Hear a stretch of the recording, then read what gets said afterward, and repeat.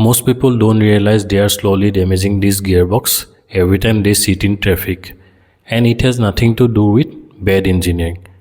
It has everything to do with where it's being used. Today I am going to show you why city traffic is the real stress test for a dual class transmission. Because when the clutch inside a DCT wears out, it's not like changing brake pads. It's a major component, no numbers, just scale perception. Now let's be clear, dual class gearboxes are brilliant. They shift faster than most traditional automatics. They are efficient, they feel sharp and responsive, but they were engineered with a specific driving pattern in mind. Inside a dual class gearbox are two classes. One handles odd gears, the other handles even gears. While you are driving in one gear, the next one is already prepared. That's why shifts feel instant. But here is what most drivers never think about. In slow traffic, this gearbox behaves like a manual car with someone constantly slipping the clutch. Stop, move forward, stop.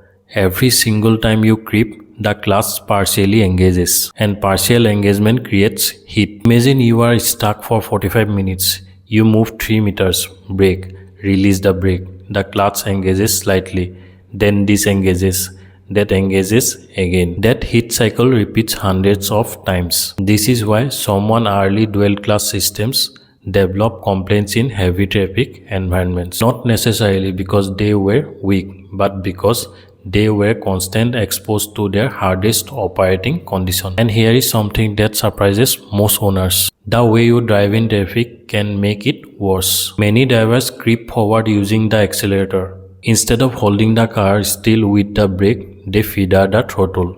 That forces the clutch to slip even longer. More slip, more heat. It feels smooth, but mechanically it's stressful. Now compare that to a torque converter automatic. It uses fluid to transfer power. Fluid absorbs shock. Fluid absorbs heat. It's less efficient but more forgiving. A dry dual clutch doesn't have that fluid cushion. It's precise, but precision is less tolerant. Now imagine buying one used. You don't know how it was driven, highway commute or daily bumper to bumper crawl. That history doesn't show up on the dashboard. To be fair, modern wet clutch systems are better. Cooling systems are improved. Software has evolved. Manufacturers have refined them. But physics hasn't changed. Friction still creates heat. Earlier I said traffic is the real stress test. Now you see why. Traffic forces repeated clutch slip. Repeated slip builds heat. Heat shortens friction life. The gearbox isn't the problem. The environment is. In the right condition, it's fantastic. In the wrong city, it will feel unreliable. Do you drive a DCT in heavy traffic every day? Tell me your city. Tell me your experience. Smooth, jerky, no issues. Let's compare real world stories.